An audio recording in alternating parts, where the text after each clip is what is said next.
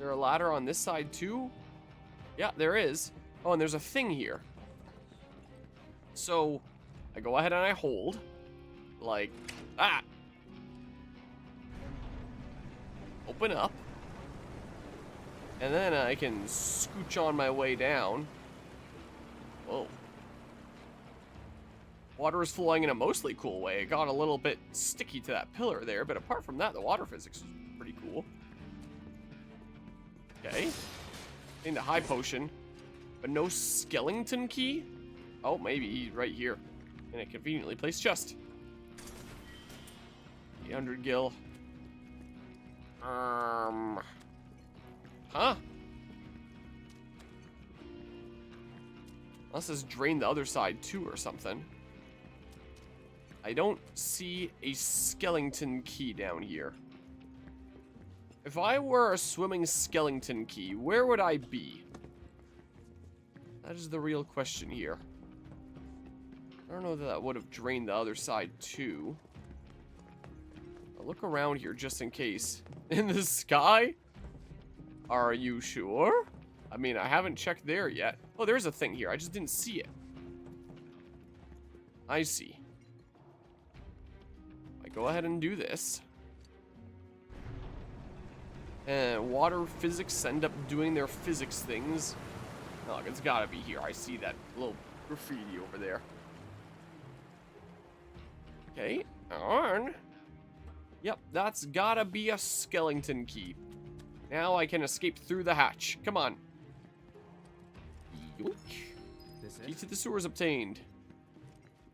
Okay. Now I can skedaddle on out of here. This is the correct way. The door has been unlocked. So it would seem. So it would seem. Okay. Come on. Keep zooming, Cloud. Everyone's faster than me. Oh, I'm so slow all of a sudden. What's the deal? Maybe they have to be in the room before me for the sake of a cutscene. Guess so. I know this place. Sector 7 should be just on the other side of this waterway. So this is where Sector 6 ends. And where Sector 7 begins. Once we cross over, we can start looking for a way back to the surface. Might be harder than you think. Let's just try to make our way down this tunnel. See if we can't use those gates to clear a path. We can do this. We'll figure it out. Yeah, for sure. Yeah, these sewers are going to be a whole lot longer than in the original Final Fantasy VII. You can't stop me, wet floor sign! I can't read. Like when Dan and Aaron played Legend of Zelda Tears of the Kingdom, and he finds a construct, but it's underground in the sky, which makes no sense to me. Maybe underground in the sky, like they're underground, but like it's just airborne? Or something like that, because I know there's the depths in Tears of the Kingdom. Is that what you mean? Oop. Here. Something like these. Like these schmoves here. And then... Oh, whoops. Getting a little bit overexcited there, Cloud. What the heck is the deal with this? Door is locked. No idea, but it was not in the depths. It's underground in the sky. What does this mean then? What?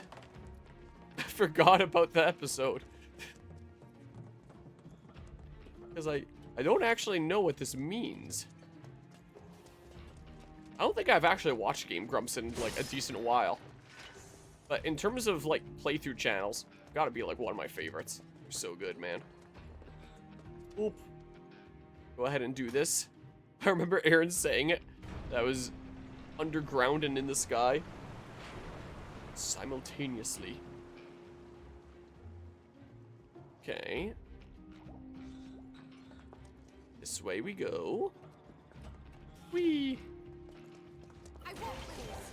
There's some more dudes. Oi! Do not get bubbled by the bubble blowing babies, dang it. Here. Put on some of these around. I see that there's gonna be more guys, like, right over there. So, I mean... Gasp! What, the fact that there's more guys here? Okay, get up to some of this, maybe? And then say... Oh, I got freaking bubbled again. Uh-oh. Okay, well, whatever, man. A good sweat. Okay, nowhere to go that way, and doesn't look like any super secret things. So then I go this way. Piece of cake. And then, yeah, figured these guys would probably end up attacking me. This is what I kind of figured there. What? Darn you, bubble blowing babies! Here, more cloud then in that case. Okay. Do this for a little smidge more damage. Okay. Into this. Into another one. Dead. Okay, stagger you. How did Tifa die? When did this happen? The heck, I'll worry about reviving her after the battle. I've already spent so many freaking Phoenix downs. I assume you win the battle, she'll probably be back with 1 HP. I hope, at least. Get out of here. She is back with 1 HP. Not my best work. Jeez. You take your eyes off them for 1 second and your party members suddenly die. Here. Whoops. The wrong person there. Tifa. Cloud. Thank you. No super secrets over this way. So, let's head on up this way. Up the ladder.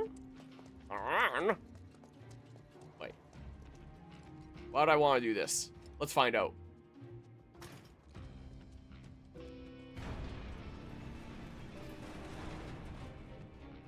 I'm really glad I did that. Alright, up I go. Wait, does it make a walkway? Is there an actual reason to do that? Hold on, just out of curiosity what's over here. Oop, an antidote. Oh, there's a materia right here. Yoink. An orb of poison materia. Ooh, that might actually be pretty good. In fact, I might just... Yeah, I was just over here, and I was literally just coming back to this, but... Again, you know you're playing a modern game when, I guess. Tifa, how about I go ahead and I actually put that on? Because, like, you poison a big foe and have them take damage over time. That can go a long way.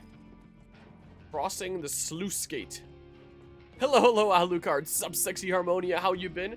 I've been keeping busy here. Just last weekend, I was at a LAN event that I went to for the first time. That I'm still recovering a little bit from, because I got, like, sick right at the beginning, and so it really took a lot out of me.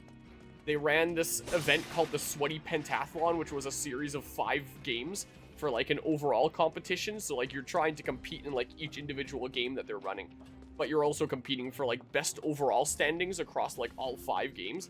And you don't know what games they're going to be running until, like, right at the moment that they happen. So, like, no training ahead of time or anything like that. I won their Sweaty Pentathlon, and so they've dubbed me the Moist Master last weekend. The title of their, pentathlon winner. So that's fun. That was a fun recent thingamabob here. Trying to stay warm in terms of, like, you know, winter stuff. It's getting really darn cold. You could use a little bit of ATB here, and I can go ahead and do this. So that was some fun stuff. I've been working for a company that does a lot of different things as of, like, September. I work for a company involved in real estate, e-learning, and software development. And I'm kind of jumping around responsibilities for all 3 kind of sides, and I kind of have 3 different bosses from the same company. My role any given day is basically whatever it needs to be. Whatever stuff is the most urgent across whatever side of the company, essentially. So I've, whoa, that was fast there. Now we should be able to get across. So, keeping busy with the work. Working away at different gardening projects. I'm working on making my own variety of tomato right now that's kind of cool. I've got a bunch of my own apple saplings that are doing pretty decently well that I can't wait to get in the ground in the spring. Continuing to work away at, like, my truck project here on and off, though it's been kind of slow during the winter time. You don't have to balance too delicately here. Oh, getting a cutscene. And it's finally gotten to the point that, like, it's working reliably. I can't stop thinking about what Corneo So, said. it's fun when it's not winter to be driving around my antique truck and not worried about it breaking down. It's gotta be a trick. So There's no overall, way he'd things go are that kind of far. busy, but, you know, can't complain too much here. But what if Corneo really was telling the truth? We have to get But, there in you time know, to stop it. definitely We never have bored. to. Never any shortage of things that I can be doing. Aerith, what are you not telling me? Huh? Right now, playing some Final Fantasy VII Remake. because I'm going through all the Final Fantasy VII games. We gotta keep moving. I finally finished like all the original games. I'll go first. So now that all the original games are done, I'm now playing the remake games before the final remake game comes out in like the next year or two or whatever the heck that ends up being the case. Get all caught up on this series. I'm becoming like a Final Fantasy VII pro Okay, here. Earth, your turn. On my way. As of like summer last year Here we when I started this.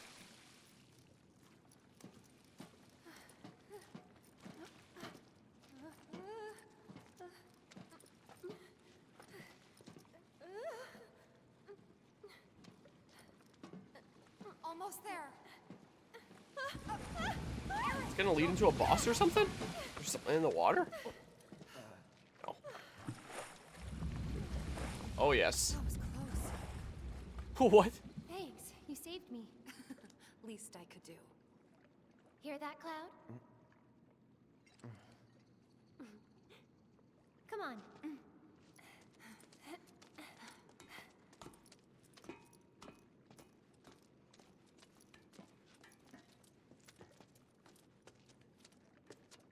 Oh, but a bop. It's the opposite here. It's hot. Real hot then. Yeah, I can't wait for it to be real hot here. I'm getting really, really tired of it being like super cold and nasty. Can't wait for the summer. Wish I could just trade temperatures if it's hot over there. Switchport was out of stock when it launched. I don't know if due to the magic card pack or when everybody, or because everyone wanted to play it on the Switch/portable. Maybe. I mean, this game is available on Steam as well, so if people wanted to play it portably, they could also do like Steam Deck. Is the case. That's what I always But dang, I guess the Switch 2 version of this game is popular here.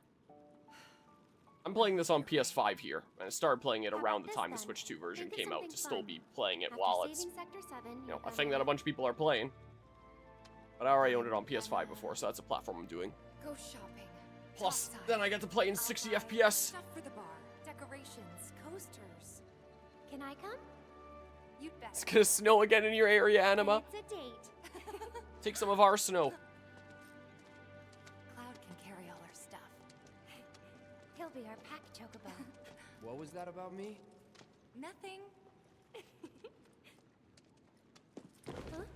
Well, I'm about to be separated. No way. Come on, Tifa!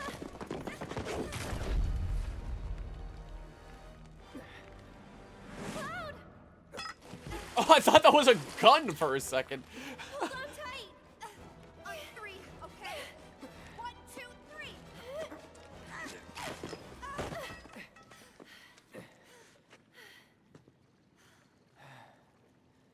Sorry about that. No need to be.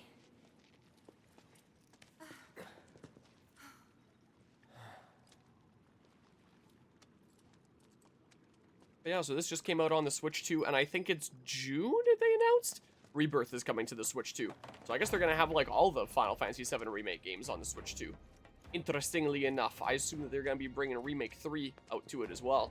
And with this, like, January, this game, June, I think, for Rebirth, that does kind of line up well for a late this year / early next year Remake 3 releasing on maybe all the platforms at once? I don't know. Maybe? Could be interesting. 28C there. Yeah, I'm big jealous. I can't wait until it's that temperature outside here. And all my plants are going to be soaking up all the sun. They're going to be so dang hyped. I have so many friggin' plants. I can't quite show it, like, unless I, like, had my camera be like my phone camera and then I could move it into like the adjacent room. But I can show in the Discord server. You want to see how crazy I am about my plants nowadays? The room literally right next to here, which is the laundry room, mind you, looks like this currently. I am picking fresh tomatoes here regularly from my big tomato plants. These guys are my apple trees that I can't wait to get in the ground and, you know, get on nature's clock and stuff like that and make me lots of delicious apples one day. So overall, what I'm growing, do I have a full shot? I was showing one of the tomatoes that I picked here the other day. Do I have a more full shot of everything in the room? That was of grafting. Nah, I don't think I do there. So this is my indoor winter garden here. I don't have a more full shot there right now. The heck? I'm growing a few different types of tomatoes right now, and really cool, unique varieties. Like, these are called chocolate striped icicle tomatoes. They're like red, orange, stripy, and with a little point on the end, and they're really sweet. That's more chocolate striped icicle. These ones I think are called pink bumblebee, but if you look at images of pink bumblebee online, it doesn't quite look like that. They're a bit more reddish pinkish. So I don't know if they'll become that color when they actually ripen in sunlight outside, or if I just got my varieties mixed up. But one way or another, there's some sort of bumblebee, and I think they're my favorite tomato in that indoor garden. They're so sweet. They're actually like little pops of candy. They're really quite good. I've got these Brandywine tomatoes. These ones are called Alaska tomatoes. They're okay, but they're more like standard tomatoes. They're not as standout as like these cool stripy ones. More kind of standard tomatoes. This one's called Brandywine OTV tomato. Brandywine off the vine. It is so insanely acidic. Like, you know how tomatoes will have like a lot of acidity? Like red tomatoes will be pretty acidic. Yellow tomatoes will be a lot more mild. So people that don't really like red tomatoes might like yellow tomatoes. That acidity that comes with the red tomatoes, so freaking strong in this guy. In that sense, it's like the most tomatoey tomato I may have ever eaten. Like, it's really quite good. And I want to make some bacon and tomato sandwiches with these guys one day. So I'm picking a bunch of those. I've got some apple trees. This is my red tree. Call it my red tree because it makes red leaves that slowly turn green as they mature. It was so warm enough recently, I actually had it outside briefly. But now that it's like minus 20, minus 30 again, yeah, that's not happening. What else have I got in here? Yeah, so there's some of the Brandywines that are ripening. If I look at the general shot here, I've also got green sausage tomatoes. You can see one right there. It's like long, and it's green when it's ripe. It's wacky there. I've got a gold medal tomato, but it hasn't fruited for me. I don't know if it's going to need natural sunlight to fruit, but it's become this big bushy plant. Like, look how bushy this thing is. But it hasn't given me any fruit. So I don't know what's up with that. I have a Supremo tomato in, like, the very back corner, like, crawling all over the router and stuff like that. I have 4 apple trees, 1 apricot tree that might not make it, 2 cherry trees, some basil. What else do I have in there? I have a whole bunch of tomato sprouts from my tomatoes that I'm actually starting for this season. I think that's mostly it of what I have in there, in that room. So a decent few trees that are like long-term projects that are just, you know, living here for now, just in the meantime, and it'll go on the ground in spring. Lots of like full-size mature tomatoes and lots of like new sprout tomatoes and stuff. I think that's everything that's in that room. Oh, and like there's a couple decorative plants, like one I forget the name of, and I have a spider plant in there. I'm very much a fruiting plant kind of guy. I don't really go to my way for decorative plants, but when at my last job, I had a coworker that retired and didn't take some plants with her. I'm not just gonna let them die, so, you know, I kind of inherited a spider plant that is actually sending out, like, shoots and spiders and stuff like that for the first time that I've ever seen it. I've been taking care of this plant for, like, years now, and I've never actually seen it send out spiders. It sent out spiders, it sent out flowers, it's making these little seed pods now, which is apparently kind of rare for spider plants indoors. So, apparently I'm taking care of it pretty well here. And, yeah, that's all of what's in that room. So I can't exactly take over anything like my big full-size tomato plants. Sometimes I take one of my apple trees and game here with it, but I'll leave them be for now because they're under like the artificial light that they really, really quite seem to like. Yeah, let's see here. We need a screen rant for that part. Cloud is way too damn heavy on top of that. His sword adds extra weight. Tifa maybe, but Aerith on the other hand, nah. What for the bridge sequence there? But yeah, interesting that it auto-corrected it to Qatar. If I had to guess, Sony exclusive for a little while on PC/Swiss port after a month or 3. Yeah, I mean, that's fair. They'll probably do something like that. Soon you won't be buying any vegetables. Yeah, technically fruits there. Yeah, that. But yeah, I'm still getting tomatoes from the store from time to time, just for like in bulk. I'm just getting like a few from time to time. I could probably go over to that room right now and pick like a small little handful of ripe tomatoes and like bring them here and show what I've got. Hello, Eagle. How's it going today? Bacon and tomato sandwich sounds like it might benefit from some lettuce. We're growing lettuce as well, but that's something that my dad's doing under a little hydroponic setup upstairs, so that's not my jurisdiction. But we could literally do bacon, lettuce, tomato sandwiches from tomato and lettuce that's grown indoor in wintertime in February. Mom used to grow starfruit, mangoes, and clementine. Yeah, that kind of stuff wouldn't grow in this climate. Loved eating them. They tasted better than store-bought ones. Oh yeah, stuff that you grow yourself is always going to taste better than store-bought stuff. Only a plant I've ever grown is weed. Gonna have to come grab some tomato seeds from me. I have some pineapple seeds on my desk right now because I was eating a pineapple recently These are pineapple seeds that I just literally put loosely on my desk. Not because I'd be able to grow a pineapple outside here, but because I think it'd be fun to grow one. I've tried to grow them from like taking the top off an actual pineapple and getting it to root, which is a thing that you can apparently do. I've never had any luck with it, so maybe one of these days I'm going to try growing pineapple from seed. Because you can 3D print a plant pot in the shape of like a pineapple body.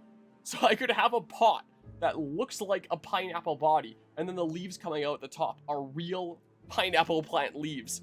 You know, I think would be kind of fun. And then maybe one day it makes a whole one pineapple. In terms of what I'd get for like the effort in terms of fruit, it wouldn't be worth it. Like, no way.